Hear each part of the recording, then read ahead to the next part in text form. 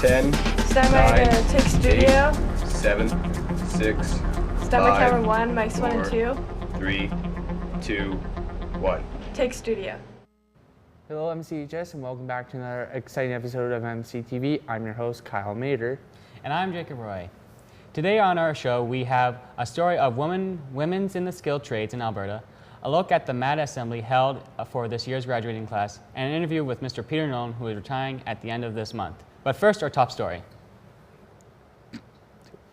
Recently, the school, in conjunction with the Morinville Cultural Center, has changed the rules where students can to park. Instead of being able to park in the front lot, the students had to move to the back of the building, even on 101 Ave. Austin Kenny took to the halls and asked students and staff about their opinions on this issue.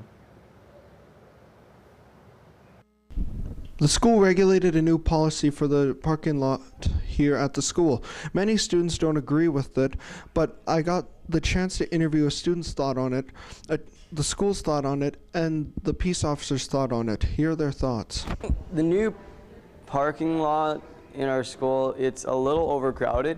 If you're going to build a new parking lot, make sure there's adequate parking for students. Patrol kicked us out of our old lot, so now we're parked on the street.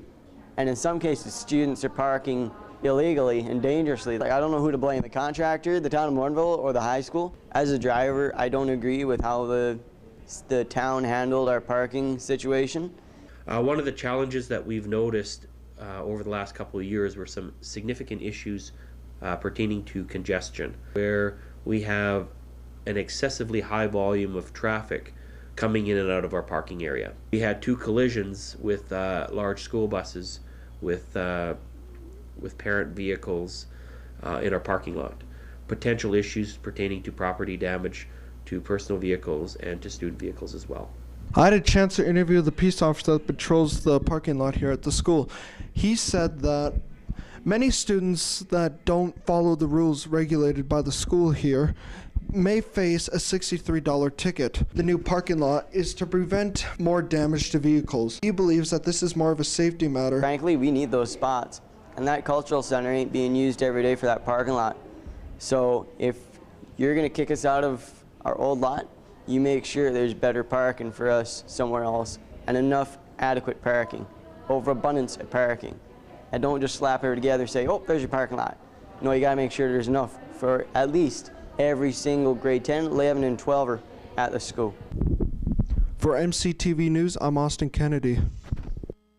That was a great piece. In the leading days up to the 2012 graduation ceremonies, grade 12 students took part in a graphics assembly about drinking and driving.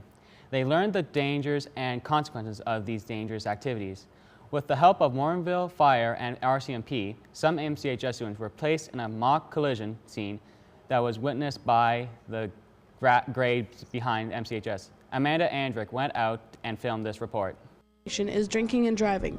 The organization Mothers Against Drunk Driving, also known as MAD, goes from school to school holding presentations informing teens of the devastating effects of drinking and driving. Our school also creates mock car crashes, giving the students a first-hand look at what actually happens.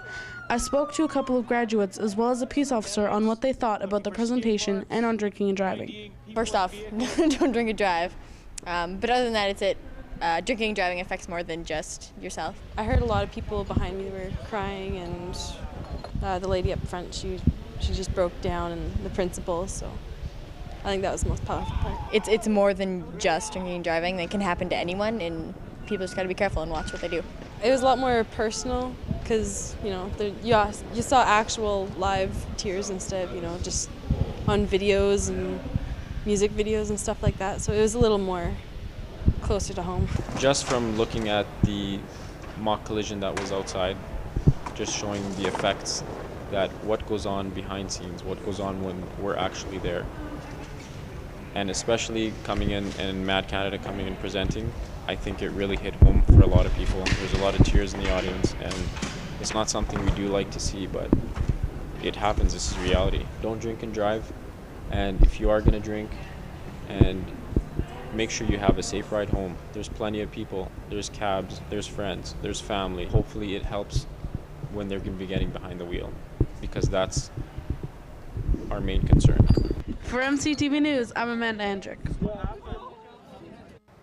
Well, wasn't that a great piece? Well, anyways, the weather hasn't been as good as what people have wanted to be over the last week or so. That's true. I haven't been able to go for my 2-hour walks because of it. To see if it will get any better, here's Tyler Troy to hopefully brighten our day. Tyler? Thank you, guys. And for our last weather forecast of the season, let's take a look at our conditions across Canada. In Whitehorse, we have a little bit of clouds at 14 degrees. Yellowknife, completely cloudy at the same temperature. Iqaluit's getting a little bit of rain, along with Vancouver, who's getting that balmy out Vancouver weather they're famous for. Regina's at 18 with just a bit of rain. Winnipeg getting a thunderstorm. Toronto sunny at 22. Montreal at 23. Halifax with cloud cover at 20. And St. John's getting a little bit of a drizzle at cool 12 degrees. Let's take out our Alberta conditions. High Level's getting a thunderstorm at 16. Fort McMurray's cloudy. Edmonton's stuck at 20 degrees. Along Red Deer and Grand Prairie are cloudy with 17. Jasper and Banff are getting some rain. Calgary's getting a little bit of a drizzle, and Medicine Hat's at a warm 21 with a little bit of rain. Let's take a look at our current conditions. It's 14 degrees here in Morinville with the wind coming in from the west at 15 kilometers an hour with humidity at 87%. Looks like we're going to be getting some rain later. The sun came up for us at 5:04 a.m. and is going to set at 10:05. Let's take a look at our weekly forecast. Thursday is going to be 18 with a low of 8 and a little bit of clouds.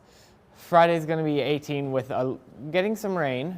Saturday is going to be sitting at 20. Sunday is going to be rainy all day. Monday we're getting a little bit of clouds. Tuesday it's going to be 18, more rain. It's just going to looks like it's going to be keep on raining throughout the week. Back to you guys in the studio. Thanks, Tyler. On May 31st, drama students presented a spring play at the Morinville Community Cultural Center entitled The Importance of Being Earnest. Preparing since February, students gave a lot of their time and effort to ensure the production went without a hitch. In his last news report for MCTV, Jacob was on scene and files this report. For the last 3 months, students have been preparing for a play to show the public of Morinville. Before production was on its way, I talked to the director, Brandon Fitzgerald, and some of the cast members to tell me how has production been for the last 3 months. We've been working on this play since early February. We've spent countless hours trying to find scripts, getting everything together that we need, well into the hundreds of hours. I'd say I've been doing really well. I mean, everyone's been saying I've been doing really well. I mean, I'm still only in grade 9, so I still have a lot to learn, but I'm hoping I can do that. As the audience was enjoying themselves, watching the actors making good humor and excellent performances, I was curious on what the story was about on the importance of being earnest. A man that is named Ernest, but his real name is not Ernest, and he has a woman that loves him only because his name is Ernest. We have 2 characters that do that. Both pretend that they're Ernest and both love Ernest. The play is about bad communication. It's about lying, cheating, but it's also about a funny kind of love. Definitely some questionable love. Well, it's about this guy named Jack, and it's pretty much been like lying to everybody because he lives in the country, but he's really bored there. So he goes out to the city. But the only way he can do that is to create a fake persona called Ernest, and that's what he does. And so he goes to the city, takes on this name, and then he falls in love with a girl called Gwendolyn. And then eventually, his ward, Cecily, falls in love with this character Ernest. And eventually, it all just comes tumbling down as everybody finds out that nobody's Ernest, and then it's just wacky from there on. Well, as you can see, every actor and even the director had their own different opinion on what the play was really about. And so, just like every play that has been performed at MCHS, it was a great hit. Hopefully you can come back next year to watch another great performance from the actors from MCHS. For MCTV News, this is Jacob Roy reporting. That was a great last piece from me. And as the 2012 school year comes to an end, we are only saying goodbye to the graduates of MCHS, but to some of our teachers as well. As you already may know, Mr. Peter Nolan is retiring at the end of the month after teaching in Morinville for roughly 3 decades. It's our pleasure to have you in the studio, Mr. Nolan. Well, thank you for having me, Jacob. It's very thoughtful of you. Thank you. So what made you decide to start teaching in the first place? Well, that's something I think that I knew when I was about 13 or 14 years old. It's something I wanted to do. I'm not sure why, but it just seemed to be where my passion lay. Oh, okay. Yeah. How and when did you get your start in Morinville for a teacher? Yeah, Morinville, I was hired on, I went to St. Francis Xavier University in Nova Scotia. Oh. And I was interviewed there in 1980, I think. Oh, okay. And I was offered a position in Morinville or in Whitecourt. And being from, I'm from Hamilton, Ontario, I picked the town that was closest to Edmonton, so that's how I ended up here. Oh, that's actually a really good story. I understand that you taught overseas. Well, where did you teach, and how was the experience there? Yeah, I've taught in a small town called Sabadell in Spain, and that was 1979-80. Oh, okay. And that was a private school. And later on, I think around 1988 or 87, I taught at a Buddhist university. I taught first and second year medical students in a town called Chiang Mai in northern Thailand. And both of those experiences, you know, just broadened my perspective and helped me understand that, you know, people are fairly similar regardless of where we are. Yeah, that's probably true. I would love to go there for a vacation, but summer vacation's almost here, so I'm going back home anyways. Okay. Yep.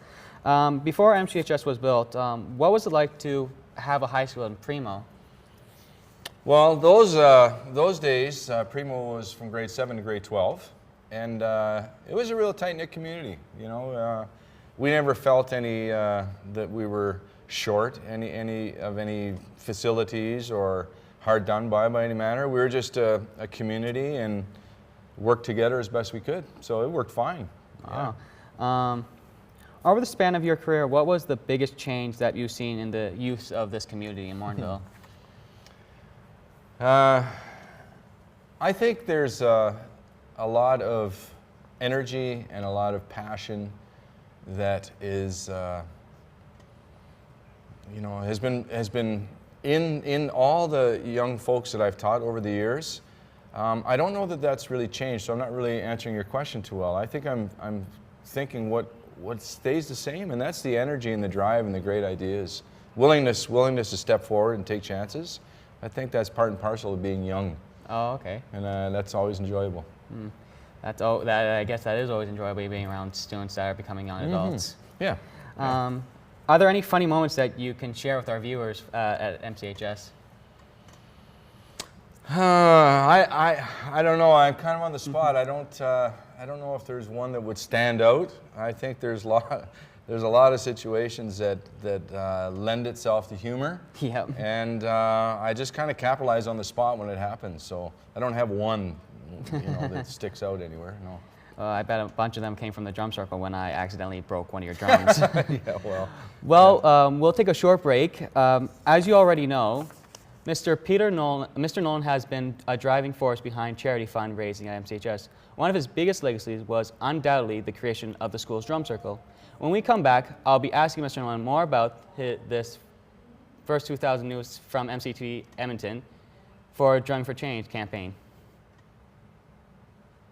Charity. It's a wonderful act of kindness, but here's one with a bit of a twist. Tonight on School Zone, some Morinville students show us their unique way of helping the less fortunate. Hi,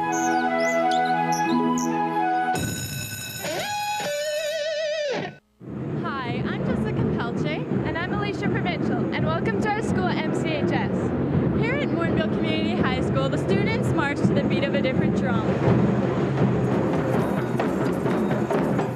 Since 2003, the Drummers for Change have been a fixture at MCHS and have made a huge difference in the attitude of the school community. I'm surprised, and at the same time I'm not, because the drumming, when the students come together, it's like an automatic community. Okay, guys, here we go. Besides bringing the students and staff together, the drum circle at MCHS plays an even larger role. Under the leadership of teacher Peter Nolan, the Drummers for Change have been an integral part of the school's goal to raise $1 million nickels for charity. It actually started after the tsunami wiped through Indonesia, and then the students at our school decided that they would like to do something to make a difference. Every Wednesday morning, the school echoes with the sound of generosity as this dedicated group of individuals drums up for support the local and international charities. Instead of spending $1 a week on a bag of chips, you can put it in the nickel drive and help someone else. Just giving to give, and I think that's a beautiful idea. I feel that drumming, it truly is the heartbeat of the school now. With the Drummers providing the foundation, Morinville Community High School will remain dedicated to raising 1 million nickels by the 2010-2009 school year. For School Zone, I'm Jessica Pelche. And I'm Alicia Provincial, CTV News. Well, that was a great piece that CVT did. Welcome back for those who are just joining us. I'm interviewing Mr. Peter Nolan about his teaching career on the eve of his retirement.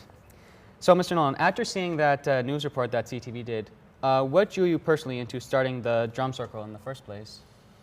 That was nice to see that clip, because that is an example of what happens when a number of people step forth and aren't afraid and have the courage to take part in something to better themselves, but to other people as well.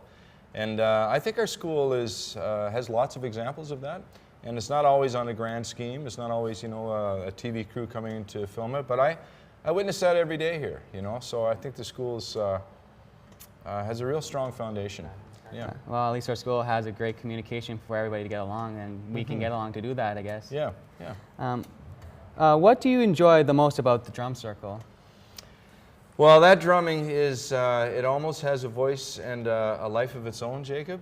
And what I enjoy about it is that, from the outside looking in, it might seem to sound like it's the same all the time, but it's never the same, because when you sit down to drum, whatever is stirring in your heart, somehow that comes out in the drum. And every day, or every drum circle, depending on who's taking part that day, there's a different energy. There's a different energy. And at the end of it, that energy is always positive. It's like every cell in your body is like dancing. It's really an edifying experience. I find that true. I've been doing the drum circle for 3 years now, and I feel it's different every time I do it. Yeah, it's true, eh? Yeah. Yeah. Although you probably won't take credit for it, you've been instrumental.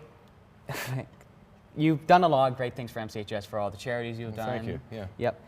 Where do you see that aspect of the school life going now that you are leaving the building? Like, what do you expect the kids and the staff want to do when you leave the building? Well, thanks, Jacob, for mentioning that and bringing that up. You're welcome. You're right. I don't think any type of mission drive hinges on a person. I think it hinges on a collective. And I think our school is a collective that is sitting on a mountain of untapped energy. And I get a real sense that people wish to do something meaningful, and they're searching, especially the students. You're hungry to belong. People want to be part of something. Yes. And I think that may be just part of our nature as people. And I think there's so many opportunities, and I think the school and the kids and the staff and the parents and Morinville in itself is going to continue to, forge ahead and drive and come up with new ways to continue that human condition. Yeah, I feel like when I got here, it feels like the school wants to accept you, just like not most schools that just want to push you away. I feel like you're right. The school wants to accept more and accept anything any challenges it faces. Yeah, I'm glad to hear you say that, right? It's nice to be able to come to a place, hopefully, where you're not judged. Yeah. And it's okay to risk, like what you're doing right now, going on TV or Jacob. And I know the work you did on the grad video. It's amazing, and it takes courage, you know. And that's the type of stuff that we like to foster here. And you're a shining example of somebody who's willing to take part in that. So it's great. Thank you very much. You're welcome. Now that you are retiring, what are your plans for the future? Well, I have a couple of weeks of work left to do here yet, so I haven't really. I'm not the kind of. I don't really think that far ahead. Actually, I mean, I do and I don't. So I'm just looking forward to finishing strong here. Oh yeah. And have a summer holiday. Yep. And then I suspect things will unfold, and I'll continue, hopefully, to take part in things that are meaningful. Yep. That's what I'm hoping for. That's always good for a future in the beginning. Yeah. Before we end this interview, I would like to ask you a few quick questions, and what would you like on what you prefer the most?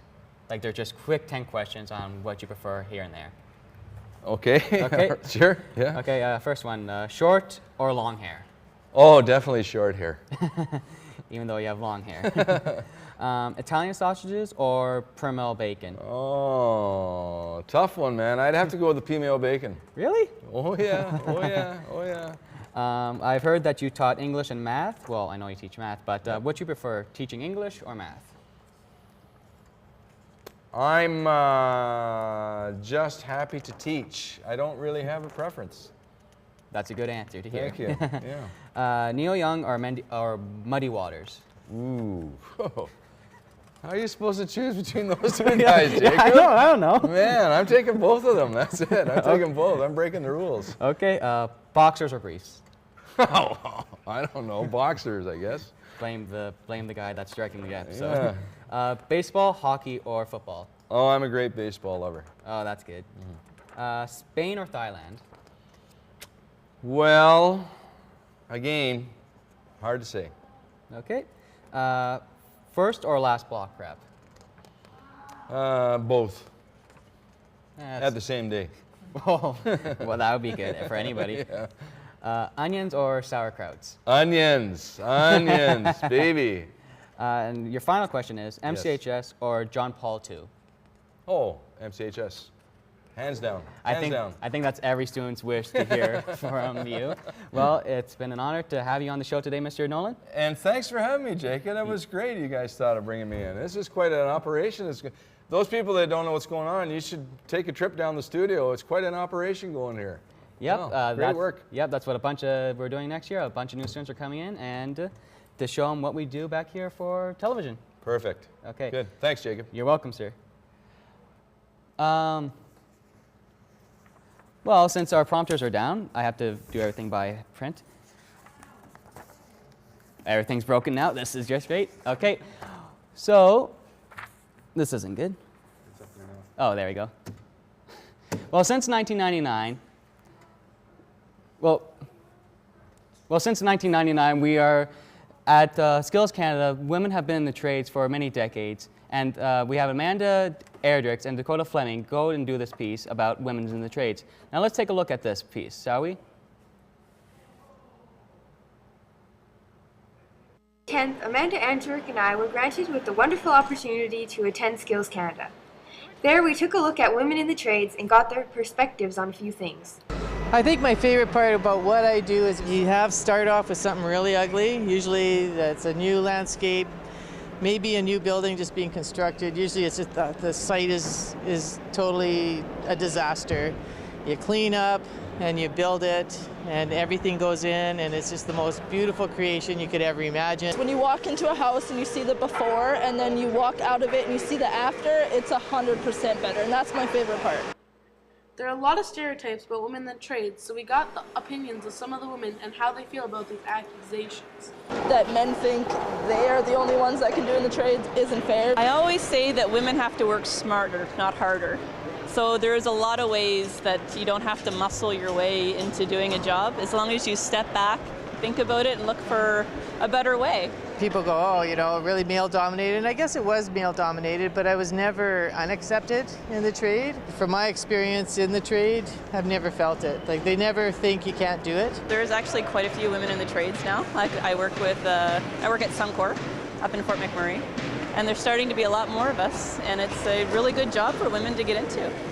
Job's a job, really. I think anyone can do anything they want. For MCTV, I'm Amanda Andrick. And I'm Dakota Fleming, signing off. Well, thanks for that amazing piece. Well, that's a wrap. Not only for this episode, but for the 18th season of MCTV. We would also like to thank all the people in the students crew that, even the grade 9s, Tyler Brink, Austin Samborski, Ryan McManus, and Billy DeLejean. To all the MCTV crews. Tim Evans, Tyler Troy, Amanda Andrick, Jacob Roy, Austin Kennedy, and kudos to the other regulars. As I said, Tim Evans, Amanda Andrick, Austin Kennedy, Caitlin Ubels, Dakota Fleming, Chandler Arkan, and especially the big bald cheese, Mr. Greg Bautestein. Once again, thanks for watching. MCTV will return for its 19th season in the fall of 2012 with an all-new crew of grade 9s, 10s, 11s, and 12s. Thanks to all of the special guests this season, and especially the big thanks to our viewers. For MCTV News, I'm Jacob Roy. I'm Tyler Troy. And I'm Kyle Mader. Thanks once again and have a great summer. Sorry.